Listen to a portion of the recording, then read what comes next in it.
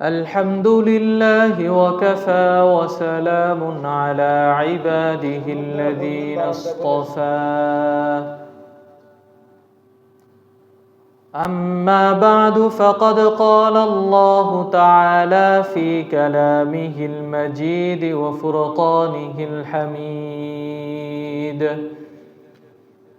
أعوذ بالله من الشيطان الرجيم بسم الله الرحمن الرحيم ولو أن أهل القرى آمنوا واتقوا لفتحنا عليهم بركات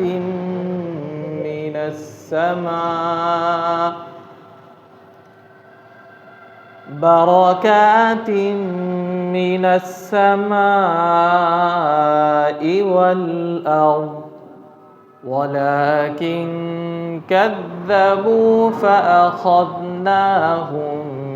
بما كانوا يكسبون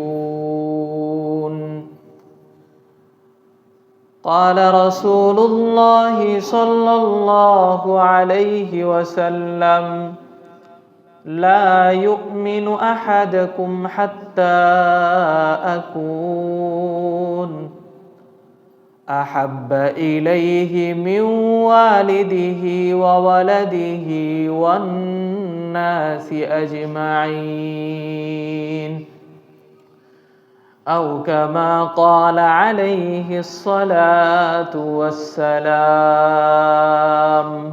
সকলেই মুহাব্বতের সাথে দরুদ ইব্রাহিম পাঠ করি اللهم صل على محمد وعلى آل محمد كما صليت على إبراهيم وعلى آل إبراهيم إنك حميد مجيد اللهم بارك على محمد وعلى آل محمد كما باركت على إبراهيم وعلى آل إبراهيم إنك حميد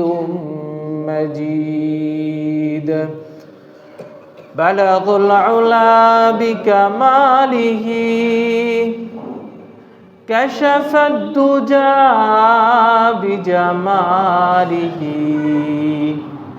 حسنت جميع خصاله صلوا عليه وآله আলহামদুলিল্লাহ মুহতারাম মুআজ্জাজ মুসল্লিয়ান হযরত আল্লাহ তাআলার দরবারে লাখো কোটি শুকরিয়া যে মহান রব্বুল আলামিন আমাদেরকে সুস্থ অবস্থায় দুনিয়াবী সমস্ত কাজ থেকে বিরত হয়ে আল্লাহ তাআলার পবিত্র হুকুম জুমার নামাজ আদায়ান্তে তার পবিত্র এই স্থান মসজিদে এসে বসার কিছু কথা বলার এবং শোনার তৌফিক দান করেছেন সে মহান রব্বুল আলামিনের দরবারে শুকরিয়া আদায় করি কালিমাতুশ শুকর পড়ি দিল খুলে ভক্তি ভরে সমস্বরে একসাথে সবাই বলি আলহামদুলিল্লাহ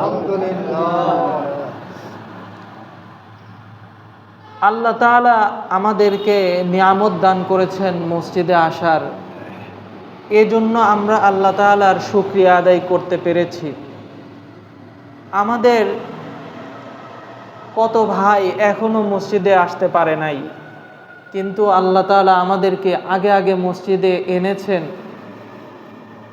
এই নিয়ামতের শুকরিয়া আনতে আবার সকলেই বলি আলহামদুলিল্লাহ। দেখেন দুনিয়াটা আল্লাহ তাআলা আমাদের জন্য ইবাদতের জায়গা করে বানিয়েছেন। এই দুনিয়াটা, এর ভিতরে যত কাজ করব আমরা, সব কাজগুলো, সব নেক আমলগুলো আমাদের আমলনামায় লেখা হচ্ছে এবং সেই প্রতিদান আমরা আখিরাতের দিবসে পাব। তো আমরা এই প্রতিদান আখিরাতের দিবসে পাব, সেটা হবে আল্লাহ যদি চান তাহলে সেটা জান্নাত হবে, ঠিক কিনা? তো আমরা যারা রয়েছি, আল্লাহ তাআলা কোরআনুল কারীমের মধ্যে বলেন, তাদেরকেই ডাক দিয়ে বলেন, ওয়ালাউ আন্না আহলাল কুরা আমানু, ঈমানদারদেরকেই আল্লাহ তাআলা ডাক দিয়ে বলতেছেন, আবারও ডাক দিয়ে বলতেছেন যে যদি কোনো গ্রামবাসীরা দুইটা জিনিস অবলম্বন করে, একটা হলো ঈমান আনয়ন করে। তো মোহতারাম হাজিরিন, আমরা সকলেই ঈমানদার, ঠিক কিনা? আমরা আল্লাহ তাআলার রহমতে সকলেই ঈমানদার, সকলেই বলি আলহামদুলিল্লাহ। আল্লাহ তাআলা আমাদেরকে মুসলমান রূপে বানিয়েছে, সকলেই বলি আলহামদুলিল্লাহ। মোহতারাম হাজরিন, আমাদের এমন অনেক ভাই রয়েছে যারা স্কুল, ভার্সিটি, কলেজে পড়ে, কিন্তু আমাদের ব্যাচেরও এমন অনেক ভাই রয়েছে যারা এই ঈমানের মতো মূল্যবান সম্পদ তাদের দিলের ভিতরে নাই, ঠিক কিনা? হিন্দু রয়েছে, বৌদ্ধ রয়েছে, খ্রিস্টান রয়েছে, বিধর্মী, আরও যত ধর্ম রয়েছে ইসলাম ব্যতীত, তারা অনেকেই কিন্তু রয়েছে, কিন্তু মানুষ রয়েছে কিন্তু তাদের দিলের ভিতরে ঈমান নেই। আল্লাহ তাআলা এই ঈমানটা আমাদের দিলের ভিতরে দিয়েছে, সকলেই আবার বলি আলহামদুলিল্লাহ। আল্লাহ তাআলা বলেন, ওয়ালাউ আন্না আহলাল কুরা আমানু, যদি কোনো গ্রামের লোকেরা ঈমান আনয়ন করে, আমানু ঈমান আনয়ন করে। মুফাসসিরিনে ইকরাম এই আয়াতের ব্যাখ্যায় বলেন, কোন লোকেরা, আচ্ছা ছোটদের তো কোনো ধর্তব্য নেই, তাহলে ছোটরা কিভাবে ঈমান আনবে? এই যে যারা এখনো নাবালেগ রয়েছে, তারা কিভাবে ঈমান আনবে? এটা তো ওয়ালাউ আন্না আহলাল কুরা আমানু, ঈমান আনয়ন করার কাজটা হচ্ছে বালেগ হওয়ার পরে। প্রতিটা ব্যক্তির গুনাহ এবং সওয়াব ধার্য করা হবে হচ্ছে বালেগ হওয়ার পর থেকে। নাবালেগ অবস্থায় যারা রয়েছে তাদের গুনাহ ধার্য করা হবে না, তাদের সওয়াব লেখা হবে কিন্তু গুনাহ লেখা হবে না। তো এই ছোট ছোট বাচ্চাদেরকে কিভাবে আমরা ঈমান আনয়ন করাবো?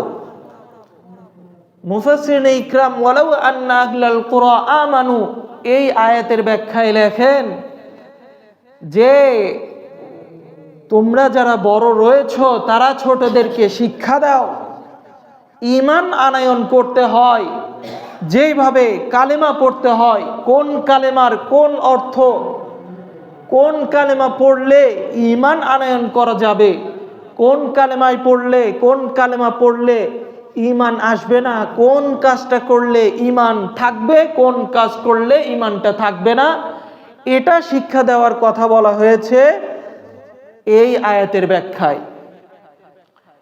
বড়দেরকে লক্ষ্য করে বলা হচ্ছে, ইয়া আইয়ুহাল্লাযীনা আমানু কু আনফুসাকুম ওয়া আহলিকুম নারা। আল্লাহ তাআলা অপর এক আয়াতে বলেন, ইয়া আইয়ুহাল্লাযীনা আমানু কু আনফুসাকুম ওয়া আহলিকুম নারা। আল্লাহ তাআলা বিশ্বের মুসলমানদেরকে ডাক দিয়ে বলেন, হে ঈমানদারগণ, তোমরা নিজেদেরকে এবং তোমাদের পরিবার পরিজনকে জাহান্নামের আগুন থেকে রক্ষা করো, জাহান্নাম থেকে রক্ষা করো। আল্লাহ বলেন, ইয়া আইয়ুহাল্লাযীনা আমানু কু আনফুসাকুম ওয়া আহলিকুম নারা। আল্লাহ তাআলা ছোটদেরকেও রক্ষা করতে বলেছেন, বড়দেরকেও রক্ষা করতে বলেছেন, নিজের আত্মীয় স্বজনদের রক্ষা করতে বলেছেন, নিজের পাড়া প্রতিবেশীদেরকেও রক্ষা করতে বলেছেন, নিজের ছোট ছোট ছেলে মেয়েদেরকেও রক্ষা করতে বলেছেন। আল্লাহ তাআলা বলেন, কু আনফুসাকুম ওয়া আহলিকুম নার, নিজেকে বাঁচাও এবং তোমার পরিবার পরিজনদেরকেও বাঁচাও। ছোট ছোট বাচ্চাদেরকে আমরা কিভাবে বাঁচাবো? এই বাঁচানোটা শুধু এতটুকু নয় যে ছোট অবস্থায় ঈমানদার বানিয়ে দিলে শুধুমাত্র সে ঈমানদারই থাকবে, এটা নয়। একজন ছোট বালককে যখন ইসলামী পন্থায় বড় করা হবে, তখন সে বড় হয়ে আল্লাহর ওলিতে পরিণত হবে। একজন ছোট বাচ্চাকে যদি ইসলামে পন্থায় মেহনত করে বড় করা যায়, তাহলে সে বড় হয়ে একজন আল্লাহর ওলিতে পরিণত হবে। আর যারা এই কাজটা করবে, আল্লাহ তাআলা কিয়ামতের দিবসে তাদের জন্য মাথায় রাখবে স্বর্ণের মুকুট, আলোকিত মুকুট তাদের পিতামাতার জন্য রাখবে।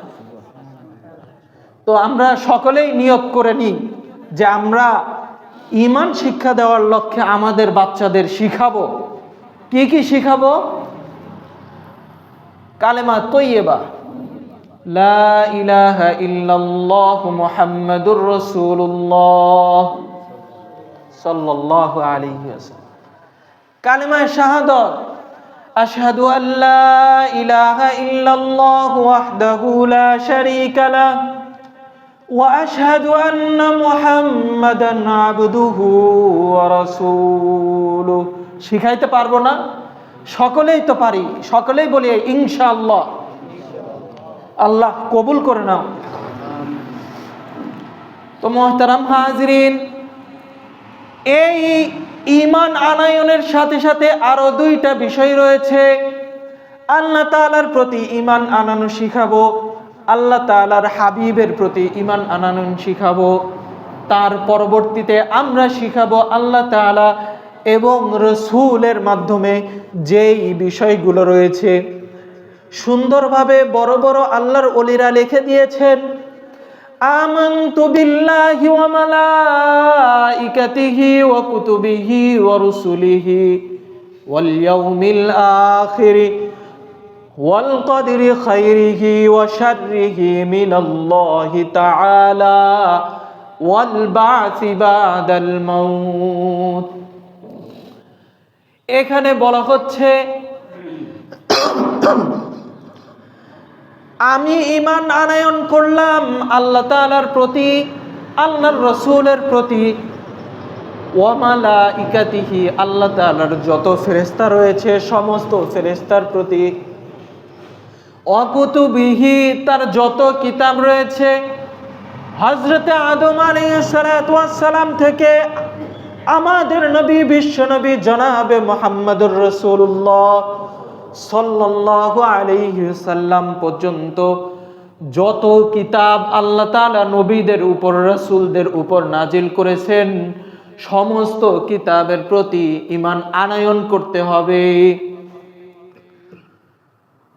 ওয়া রুসুলিহি ওয়াল ইয়াউমিল আখির, এখানে আরো বলা হচ্ছে কিয়ামতের দিবসের প্রতি ঈমান আনয়ন করতে হবে। মুহতারাম হাজিরিন, সম্প্রতি অনেক লোকজন রয়েছে যারা কিয়ামতের দিবসকে মানে না, ঠিক কিনা? নাস্তিক রয়েছে, আল্লাহকে বিশ্বাস করে না, আখিরাত দিবসকে বিশ্বাস করে না, ঠিক কিনা? হিন্দু রয়েছে, আখিরাত দিবসকে বিশ্বাস করে না। এমনই ভাবে অনেক মুশরিক রয়েছে, আখিরাতের দিবসকে বিশ্বাস করে না। এজন্যই এই দিকে লক্ষ্য করে আখিরাতের দিবসকে বিশ্বাস করার অনুমতিটা দিয়েছে, বিশ্বাস করাটাকে বাধ্য করা হয়েছে। ঈমান পরিপূর্ণ থাকার জন্য আখিরাতের বিশ্বাসটা করতে হবে। সুতরাং এখানে আখিরাতের বিশ্বাসকে করা হয়েছে ওয়াল ইয়াউমিল আখির ওয়াল কদরি খাইরিহি ওয়া শাররিহি মিনাল্লাহি তাআলা। পরবর্তী বিষয়টা হচ্ছে তাকদীরকে বিশ্বাস করতে হবে। এই কাজটা আমার দ্বারা হয়ে গিয়েছে, এটা আমার ভাগ্যে লেখা ছিল, আল্লাহ তাআলা আমার মাধ্যমে করাবেন, সেটা খারাপ কাজ হোক আর ভালো কাজ হোক। ওয়াল কদরি খাইরিহি, কল্যাণকর কাজ হোক, ওয়া শাররিহি, অকল্যাণকর কাজ হোক, মিনাল্লাহি তাআলা, প্রত্যেকটাই আল্লাহ তাআলার পক্ষ থেকে আমার মাধ্যমে সংগঠিত হয়েছে, এটা বিশ্বাস করতে হবে। আজকালকার লোকেরা দেখা যায় অনেক সময় কেউ মৃত্যুবরণ করলে বলে যে তাকে নেওয়ার কি দরকার ছিল, অথবা বলে যে এটা কেন আল্লাহ তাআলা করলেন। একদম না, একদম না, ঈমান নষ্ট হয়ে যাবে। এটা আল্লাহ তাআলা আমার সাথেই কেন করলো, ঈমান নাই, নষ্ট হয়ে গেছে। ওয়াল কদরি খাইরিহি ওয়া শাররিহি মিনাল্লাহি তাআলা, তাকদীরের ঈমানটা, বিশ্বাসটা রাখতে হবে, সেটা খারাপ হোক আর ভালো হোক, সর্বদাই সর্বদিক থেকে আল্লাহ তাআলার পক্ষ থেকে হয়। 7 নাম্বার বিষয়টা হলো ওয়াল বাসি বাদাল মাউত, মৃত্যু পরবর্তীতে আমাদেরকে আবার জীবিত করা হবে। নাস্তিকরা এটাও মানে না, মৃত্যু শেষ তো আমাদের শেষ, জিন্দেগিটা হেলাই খেলাই শেষ করে দিলাম, আমল বন্দেগি কিছু নাই, মেয়েদের সাথে ঘোরাফেরা করলাম, তারপরে অবৈধ কাজকর্ম করলাম, আমাদের দুনিয়া ভোগ বিলাসের জায়গা, দুনিয়াটা শেষ, মৃত্যুটা হলো, আখিরাত নাই। ওয়াল বাসি বাদাল মাউত, মৃত্যু পরবর্তীতে আবার যে জীবিত আল্লাহ তাআলা করবেন, এটাও তারা বিশ্বাস করে না। সেক্ষেত্রে আল্লাহ তাআলা আমাদেরকে এই ঈমানটা আনতে বলেছেন। ওয়াল বাসি বাদাল মাউত, মৃত্যু পরবর্তী পুনরুত্থান, যে দিনে সবাইকে জীবিত করা হবে, এটার উপরেও ঈমান আনতে হবে। এই তো গেল একটা পরিপূর্ণ ঈমানের একটা অধ্যায়। পরবর্তীতে সংক্ষিপ্ত আকারে, কিন্তু সেটার ভিতরে আরো বড় রহস্য রয়েছে। পরে ঈমানে মুজমালের কথা বলছে, আমানতু বিল্লাহি ওয়া মালাইকাতিহি, আমানতু বিল্লাহি বিআসমাইহি ওয়া সিফাতিহি ওয়া ক্বাবিলতু জামিআ আহকামিহি। এখানে বলা হয়েছে আমি ঈমান আনয়ন করতেছি আল্লাহ তাআলার প্রতি, আল্লাহ তাআলার গুণবাচক নামের প্রতি, এবং তার পরবর্তী বিষয়টা হলো এমন একটা বিষয়, যে বিষয়টা যদি কোনো ছোট বাচ্চার জ্ঞানের ভিতরে, মাথার ভিতরে ঢুকায়া দেওয়া হয়, তাহলে সে পরবর্তীতে কোনো খারাপ কাজ করতে পারবে না।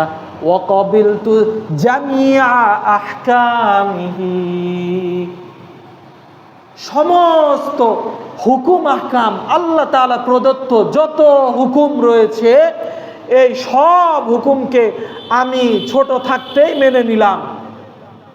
তাহলে যদি কোনো বাচ্চাকে বলা হয় যে তোমাকে এইটা পড়ানো হচ্ছে, অকবিলতু জামিআ আহকামিহি, তুমি তোমার সৃষ্টিকর্তা আল্লাহর পক্ষ থেকে যত আদেশ এবং নিষেধ রয়েছে সেগুলো সবগুলোকে তুমি মেনে নিলে, তাহলে আজ থেকে আল্লাহ যেই আদেশ করেছে সেই আদেশ পালন করবে, আর যেটা নিষেধ করেছে সেই নিষেধটা তুমি করবে না।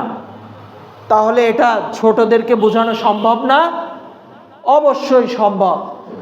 যদি আমরা এই ছোট থেকে ইসলামী পন্থায় ধীরে ধীরে ধীরে ধীরে আমাদের বাচ্চাগুলোকে বড় করি, তাহলে তারা একদিন আল্লাহ ওয়ালিয়াতে পরিণত হবে, ঠিক কিনা? তো মুহতারাম হাজিরিন, আল্লাহ তাআলা বলেন, ইয়া আইয়ুহাল্লাযীনা আমানু কু আনফুসাকুম ওয়া আহলিকুম নারা, হে ঈমানদারগণ, তোমরা নিজেদেরকে রক্ষা করো এবং তোমাদের পরিবার পরিজনদেরকে, আত্মীয় স্বজনদেরকে রক্ষা করো নারা, জাহান্নাম থেকে, জাহান্নামের সেই কঠিন আযাব থেকে, জাহান্নামের সেই ভয়ঙ্কর আযাব থেকে তোমরা তোমাদের আত্মীয় স্বজন এবং পরিবার পরিজনদেরকে রক্ষা করো। তাহলে যদি আমরা আমাদের পরিবার পরিজনদেরকে ঈমানি শিক্ষা দিই, তাহলে এই আয়াতের উপরেও আমল হয়ে গেল। এবং আমরা যদি কিয়ামত দিবসে আল্লাহ প্রশ্ন করে যে কি করেছো, তুমি ঠিক রয়েছো, তোমার বাচ্চারা নষ্ট হয়ে গেছে, তুমি ঠিক রয়েছো, তোমার আত্মীয় স্বজন নষ্ট, তুমি ঠিক রয়েছো, তোমার পাড়া প্রতিবেশী এগুলো সব নষ্ট, জাহান্নামীদের কাতারে পড়ে গেছে, তোমাকে না আমি আদেশ দিয়েছিলাম আনফুসাকুম ওয়া আহলিকুম নার, প্রতিবেশী, পাড়া প্রতিবেশী, আত্মীয় স্বজন এদেরকেও রক্ষা করো, এই আয়াতের উপর আমল কিরকম করে করছো? তখন উত্তর দিতে পারবেন যে আল্লাহ, আমি আমার ছোট বাচ্চাদেরকে শিখাইছি, কালেমা তৈয়বা শিখাইছি, কালেমা শাহাদত শিখাইছি, ইমানে মুফাসসাল শিখাইছি, ইমানে মুজমাল শিখাইছি, কোরআনুল কারীম পাঠ করা শেখানোর উদ্দেশ্যে ছোট ছোট মাদ্রাসাগুলোতে দিয়ে দিয়েছি, ছোট বয়সে মাদ্রাসায় দিয়ে দিয়েছি। এই ছোট বয়সে যারা মাদ্রাসা থেকে গড়ে ওঠে তারা জিন্দেগিতে কখনোই মদ পান করে না, ঠিক কিনা? আমি দেখি নাই ছোট থেকে যারা মাদ্রাসায় পড়ে বড় হয়েছে তারা কখনো মদ পান করেছে, সিগারেট খেয়েছে, এমন কাউকে আমি দেখি নাই।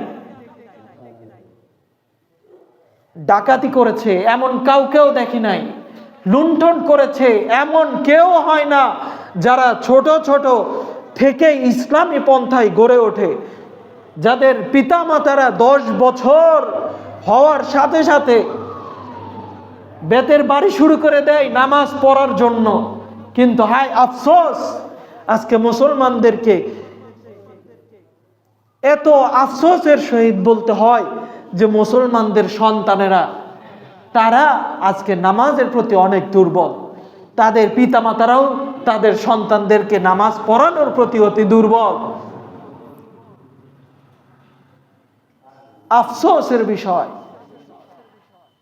আল্লাহ তাআলা নামাজকে এমন ভাবে ফরজ করেছেন যে ফরজটা এমন ফরজ যে শরীর সুস্থ থাকলেই সেই নামাজ পড়তেই হবে।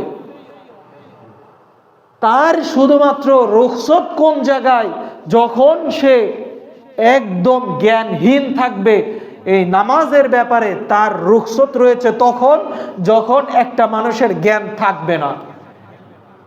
এ ব্যতীত অন্যান্য বিষয়, রোজা অসুস্থ হলে ছেড়ে দেওয়া যাবে, মুসাফির অবস্থায় রোজা ছেড়ে দেওয়া যাবে, কিন্তু পরবর্তীতে আদায় করতে হবে। তারপরে যাকাত, হজ এগুলো যখন ধন সম্পদ হবে তখন দিতে হবে। কিন্তু নামাজ এমন একটা ফরজ বিষয়, যেই ফরজ বিষয়টার জন্য কোনো ধন সম্পদও লাগে না, কোনো মুসাফিরও হওয়া লাগে না, প্রত্যেক সময় নামাজ ফরজ। একটু রুখসত রয়েছে মুসাফিরের জন্য, 4 রাকাতের জায়গায় 2 রাকাত নামাজ পড়ে, কিন্তু নামাজ পড়তে হবে, এমন একটা ফরজ বিষয়। কিন্তু আফসোসের বিষয় যে আমরা নামাজের প্রতি অত্যন্ত দুর্বল। এই সলাতের ব্যাপারে আল্লাহ তাআলা বলেন, ইন্নাস সলাতা তানহা আনিল ফাহশাই ওয়াল মুনকার। অনেক খারাপ কাজ আমরা করি না? আমাদের মধ্যে অনেক লোক রয়েছে, অনেক খারাপ কাজ আমরা করি। আল্লাহ তাআলা বলেন খারাপ কাজ করো, কিন্তু যখন তুমি নামাজ আদায় করবে তখন এই সলাত তোমাকে খারাপ কাজ থেকে বিরত রাখবে। হাদিস এবং ব্যাখ্যাকারীগণ বলেন, তাফসীরে জালালাইন আল্লামা রুমি রাহমাতুল্লাহি আলাইহি বলেন, ইন্নাস সলাতা তানহা আনিল ফাহশাই ওয়াল মুনকার। এটা সলাটটা ফাহেসা এবং নিকৃষ্ট কাজ থেকে বিরত রাখে কেমন করে? এমন কাজ, এই কাজটা যখন মাথার ভিতরে চলে আসে যে আমি ফজরের নামাজ পড়েছি, দিলের ভিতরে যদি রাখে যে জহরের নামাজ আমার পড়তে হবে, সে ব্যক্তি ফজর থেকে জহর পর্যন্ত কোনো নাপাক কাজ করতে পারবে না। দিলের ভিতরে জহরের নামাজ পড়ার পরে যদি থাকে যে আল্লাহ আমাকে আসরের নামাজ পড়াবে, আমি পড়বো ইনশাআল্লাহ, তার দিল থেকে বলবে যে জহর থেকে আসর পর্যন্ত তুমি কোনো নাপাক কাজ করো না। এখন সিস্টেম হয়ে গেছে, কাউকে নামাজ পড়ার দাওয়াত দিলে বলে কাপড় ঠিক নাই, ঠিক কিনা? বলে কিনা? কাপড় ঠিক নাই। আরে তোমার জেহেনের ভিতরে, তোমার দিলের ভিতরে থাকতে হবে আমি জহরের নামাজ আদায় করেছি, আসরের নামাজ আদায় করতে হবে। আমার কাপড় কিভাবে নাপাক হয়? নাপাক কিভাবে হয়? আর আমার কাপড়ের তো অভাব নাই। মাশাআল্লাহ, আমাদের মধ্যে যারা রয়েছে তাদের অনেক কাপড় রয়েছে, কাপড় চোপড় রয়েছে। একটা কাপড় নষ্ট হয়েছে তাই কি? নামাজের আগে আরেকটা কাপড় পরে তারপরে নামাজে আসবো। নামাজটা এত গুরুত্বপূর্ণ, কিন্তু আফসোসের বিষয় আজকালকের ছেলেরা বলে যে এর কাপড় ঠিক নেই, ঠিক কিনা? তারপরে বলে ওযু করতে সমস্যা হবে শীতের দিন, আর ওযু করতে সমস্যা হবে ফজরের সময়, ওযু করতে সমস্যা হবে। আল্লাহ রসুল সাল্লাল্লাহু আলাইহি ওয়াসাল্লাম হাদিসের মধ্যে বলেন, যে ব্যক্তি পরিপূর্ণরূপে ওযু করলো, এই ওযুর পানিটা যতক্ষণ পর্যন্ত তার মুখ থেকে বেয়ে পড়বে, যতক্ষণ পর্যন্ত তার হাত থেকে বেয়ে পড়বে, পা থেকে বেয়ে পড়বে, এই বেয়ে পড়বে তার সগীরা গুনাহ, সমস্ত সগীরা গুনাহ ওই পানির সাথে চলে যাবে। পানির সাথে চলে যাবে সব সগীরা গুনাহ। আল্লাহর রসুলের কথা, আল্লাহর রসুলের কথা কি গ্রহণযোগ্য না? অবশ্যই গ্রহণযোগ্য। তো যদি আমরা এটা করি তাহলে আমাদের সগীরা গুনাহ অবশ্যই মাফ হবে। তো সুতরাং আমরা নাপাক, ওযু করতে সমস্যা কিসের? ওযু করতে ঠান্ডা পানি লাগবে, সমস্যা নাই। ডিজিটাল যুগ, ডিজিটাল সিস্টেম, অনেক মেশিন বের হয়েছে, অনেক জগ বের হয়েছে, গ্যাস সিলিন্ডার বের হয়েছে, এগুলোর মাধ্যমে পানি গরম করে ওযু করা যায়, ঠিক কিনা? কিন্তু শয়তান একটাই ধোঁকা দেয়, সেটা হচ্ছে ওযু করার কত কষ্ট হবে, নামাজ পড়ার দরকার নাই, ঠিক কিনা? এই হলো শয়তানের মূল ওয়াসওয়াসা। শয়তান বলে যে নামাজ পড়িস না, নামাজ পড়িস না, ওযু করলে কষ্ট হবে, সুতরাং নামাজই বাদ দে, নামাজ পড়ে দরকার কি? এই শয়তানি কিয়ামতের দিবসে যখন আপনি এই শয়তানের, যারা যারা এই শয়তানের অনুসরণ করেছে, তারা যে যখন শয়তানকে বলবে তুমি না দুনিয়াতে বলছিলা যে আখিরাতে দায়ভার তুমি আমাদের নিবা, তখন শয়তান বলবে ওয়ালা তাজরু ওয়াজরাতুম উযরা উখরা, দুনিয়ার কারো দায়ভার কেউ গ্রহণ করবে না। আখিরাতের দিবসে দুনিয়ার প্রত্যেকটা মানুষের দায়ভার প্রত্যেকটা মানুষ দিতে হবে। প্রত্যেকের প্রশ্নের জবাব কবরে প্রত্যেকের দিতে হবে। শয়তান এসে দিয়ে যাবে না, অমুক এসে দিয়ে যাবে না। ফ্রেন্ড সার্কেল ভালো হওয়া দরকার, এমন লোকেদের সাথে মেশা দরকার যারা নামাজের প্রতি আগ্রহী, নামাজে তোমাদেরকে দাওয়াত দেবে, যারা নামাজে তোমাদেরকে আসতে বলবে, তাদের সাথে মেলামেশার দরকার। সুতরাং যুবক সমাজকে বেশি বেশি বলতে হয়, এখন থেকেই নিজেকে তৈরি করার সময়। জব জওয়ানি ঢল যায়েগা রোনে কা ক্যা ফায়দা। আল্লাহর ওলিরা বলেন, যখন যৌবনকাল ফুরাইয়া যাবে তখন কেঁদে লাভ কি?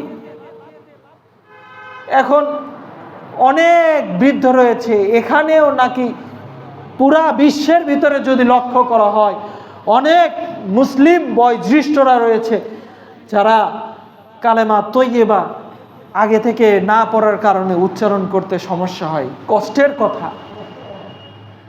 তাদেরও কষ্ট লাগে যে আমার জীবনের 70 বছর অতিক্রম হয়ে গেছে, আমার জীবনের 100 বছর অতিক্রম হয়ে গেছে, আমার জীবনের 90 বছর অতিক্রম হয়ে গেছে। আমি কষ্টের সহিত বলি, কেঁদে দেয়, অনেকে কেঁদে দেয় যে এখন আমি কালেমা তৈয়বা, কালেমা শাহাদত উচ্চারণ করতে পারি না, লা ইলাহা ইল্লাল্লাহ বলতে পারি না, এরকম হয়। তো মুহতারাম হাজিরিন, যারা বৃদ্ধ মানুষ রয়েছে তাদের আর কি, তারা এখন আল্লাহ তাআলার কাছে দু চোখের পানি ফেলে দোয়া করতে হবে, দু চোখের পানি ফেলে ফেলে দোয়া করতে হবে। আল্লাহ আমি পারি না, আগেও করতে পারি নাই, কিন্তু এখন আর কি করব, এখন তো জওয়ানি শেষ, যৌবনকাল শেষ হয়ে গেছে, আল্লাহ আমাকে মাফ করে দেন। তো মুহতারাম হাজিরিন, কথা অনেক হয়, কথা অনেক শোনা হয়, কিন্তু আমলের প্রতি আমাদের অনেক দুর্বলতা। তো আমরা আজ থেকে সকলেই নিয়ত করে নিই যে নামাজ আমরা ছাড়বো না, সকলেই নিয়ত করে নিই নামাজ ছাড়বো না, সকলেই বলি ইনশাআল্লাহ, সকলেই বলি ইনশাআল্লাহ, আবারও বলি ইনশাআল্লাহ। আল্লাহ আমাদের সকলের হিম্মতটাকে আপনি কবুল করেন। আল্লাহ তাআলা আমাদের সকলকে নেক আমল করার